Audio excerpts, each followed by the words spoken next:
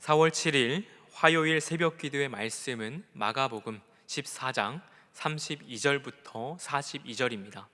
성경 본문은 32절부터 36절까지 말씀을 봉독하겠습니다. 그들이 겟셋마네라 하는 곳에 이름에 예수께서 제 아들에게 이르시되 내가 기도할 동안에 너희는 여기 앉아 있으라 하시고 베드로와 야고보와 요한을 데리고 하실새 심히 놀라시며 슬퍼하사 말씀하시되 내 마음이 심히 고민하여 죽게 되었으니 너희는 여기 머물러 깨어 있으라 하시고 조금 나아가사 땅에 엎드려 될 수 있는 대로 이때가 자기에게서 지나가기를 구하여 이르시되 아빠 아버지여 아버지께서는 모든 것이 가능하오니 이 잔을 내게서 옮기시옵소서. 그러나 나의 원대로 마옵시고 아버지의 원대로 하옵소서 하시고. 아멘.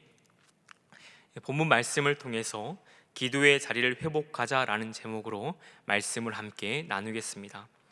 32절에서 예수님은 제 아들을 데리고 겟셋마네로 가시는데 이것은 기도하기 위함입니다. 32절에 보면 그들이 겟셋마네라 하는 곳에 이름에 예수께서 제 아들에게 이르시되 내가 기도할 동안에 너희는 여기 앉아 있으라 라고 말하고 있습니다. 예수님은 기도하기 위해서 지금 겟셋마네로 가고 있는 것이죠. 겟셋마네는 아람어로 이 기름 자른 곳이라는 의미입니다. 갈람산 서편에 위치한 이곳은 예수님과 제자들이 종종 모임을 했던 곳이기도 합니다. 지금 이곳에서 예수님은 기도하시면서 기도하는 동안에 제 아들 보고 여기 앉아 있으라 라고 말하는 것이죠.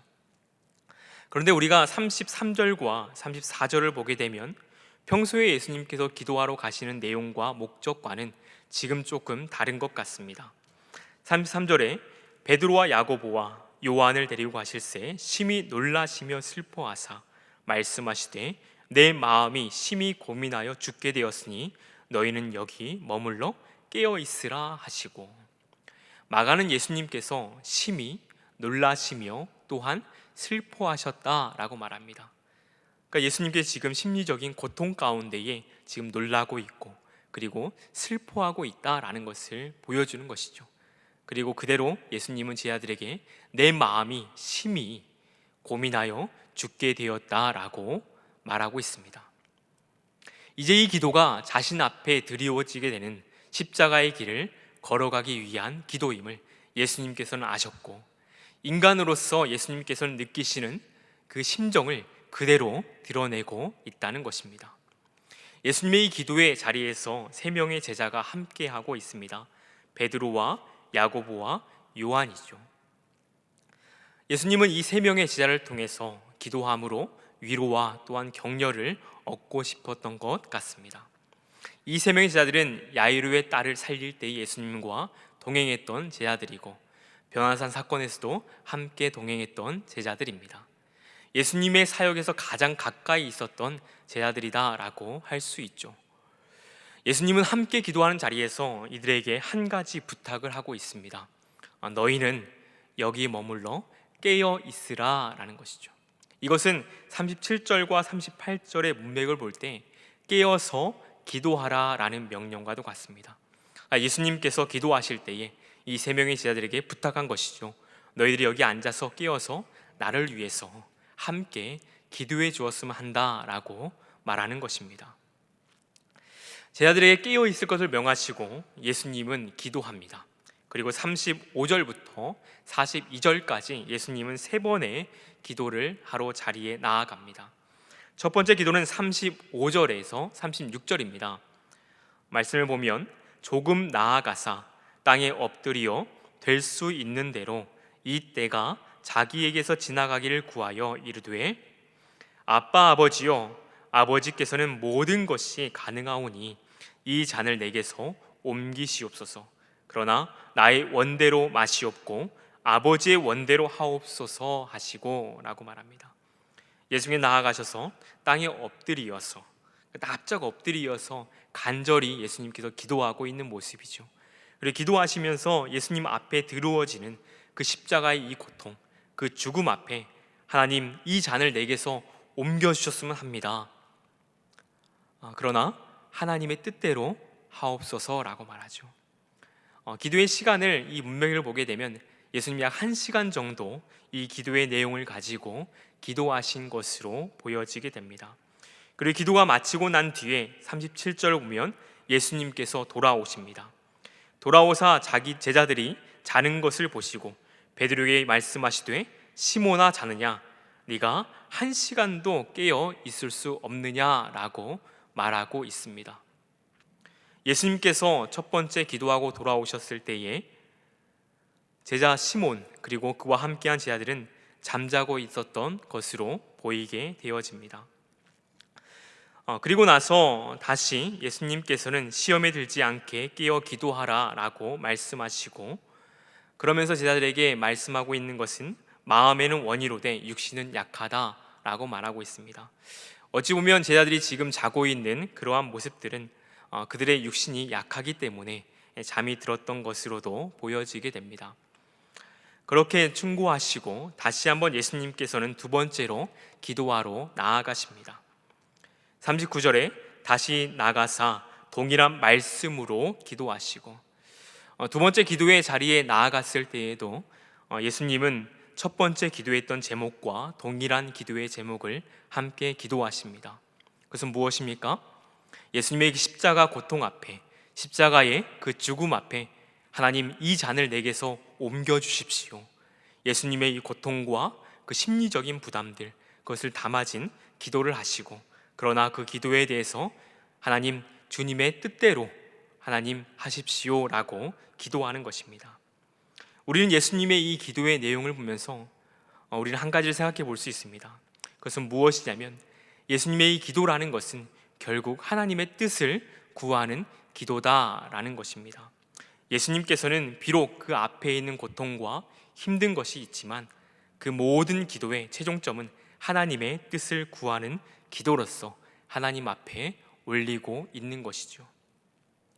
그리고 그 두 번째 기도를 하고 다시 40절을 보면 돌아옵니다. 다시 오사 보신즉 그들이 자니 이는 그들의 눈이 심히 피곤함이라. 그들이 예수께 무엇으로 대답할 줄 알지 못하니라. 두 번째 예수님께서 기도하고 오셨을 때에도 여전히 제자들은 잠들었습니다. 그것에 대해서 지금 성경은 설명하고 있고, 예수님은 다시 한번 제자들에게 깨어 기도할 것을 명하신 다음에 세 번째로 기도하러 올라가셨던 것 같습니다. 41절에 세 번째 오사 그들에게 이르시되 라고 말하죠. 예수님께 세 번째로는 어떠한 기도의 제목과 또 어떻게 제자들에게 말했는지 구체적으로 기록하진 않지만, 예수님께 세 번의 기도를 하셨고 마지막으로 제자들에게 오셨을 때에 무엇이라고 말하냐면, 이제 자고 쉬어라, 그만 때가 되었다, 보라 인자가 죄인의 손에 팔린다 라고 41절은 기록하고 있습니다. 결국 예수님께서 이 세 번의 기도를 통해서 예수님의 그 마음을 하나님 앞에 고백하게 되어지고, 그리고 그 기도에 있어서 결국 예수님은 하나님의 뜻에 자신을 맡기는 기도를 하고 있습니다. 여러분, 우리가 이 기도에 대해서 생각을 하게 될 때 참 중요한 것은 내 뜻을 하나님께 관철시키는 것이 아니라 하나님의 뜻을 듣는 기도가 더 중요하다라는 것이죠. 예수님은 지금 십자가의 이 고통 앞에 마지막으로 기도하시면서 하나님 앞에 기도하는 것입니다. 하나님, 내가 이렇게 고통 가운데 있고 이 잔을 옮겨주셨으면 좋겠지만 하나님, 주님의 뜻대로 하옵소서라고 기도하는 것이죠. 우리는 이 기도를 통해서 우리의 기도가 하나님의 뜻을 구하는 기도, 그리고 우리가 하나님의 그 음성을 듣는 기도의 자리에 있어야 한다라는 것을 볼 수 있습니다. 그리고 마지막에 예수님께서 제자들에게 말씀하신 것처럼 예수님은 이제 마지막 때가 왔다라는 것을 아셨던 것 같습니다. 그래서 보라 인자가 죄인의 손에 팔리게 될 것이다. 유다의 손에 예수님께서 팔리게 될 것이고, 42절에서 일어나라 함께 가자, 보라 나를 파는 자가 가까이 왔다라고 제자들에게 설명하고 함께 일어나 자리를 떠나는 것 같습니다. 사랑하는 성도 여러분, 우리가 이 본문을 함께 살펴보면서 기도에 대해서 오늘 하루 생각했으면 좋겠습니다. 이 기도에 대해서 깨어 기도해라 라고 제자들이 말씀하시면서 한 가지 당부하고 있는 것이 무엇이냐면, 이 기도하는 것은 시험에 들지 않게 깨어 기도하다라고 말하고 있습니다. 우리가 살면서 그리스도인으로서 당연히 여러 가지 시험을 만나게 되어지죠. 그러나 기도할 때에 시험을 만나는 상황과 기도하지 않을 때에 만나는 시험은 정말 다릅니다. 기도하면서 닥치는 그 시험들은 우리가 하나님의 능력을 의지하고 성령의 능력을 의지하여서 함께 이길 수 있는 것입니다. 그러나 우리가 기도하지 않았을 때에는 그 모든 시험과 시련 앞에 속수무책으로 넘어질 수밖에 없다라는 것이죠. 사랑하는 내일교회 성도 여러분, 기도는 영적 생명의 맥박입니다. 기도가 멈추면 영적인 생명이 죽게 됩니다. 심정지 상태라면 기도의 인공호흡이라도 해서 우리가 영적인 생명을 다시 한번 살리고 꾸준한 기도의 삶의 자리를 회복하고자 결단하는 성도님 되기를 소망합니다. 오늘 말씀을 기억하고, 그리고 화요일 기도 제목인 청년부와 장년부를 위해서 함께 기도하고, 신종 코로나로 인해서 고통받고 있는 환우들을 위해서, 그리고 치료의 현장에서 열심을 내서 노력하고 있는 모든 분들을 위해서 기도하고, 또 개인 기도하면서 오늘 하루도 기도로 승리하는 성도님 되기를 소망합니다.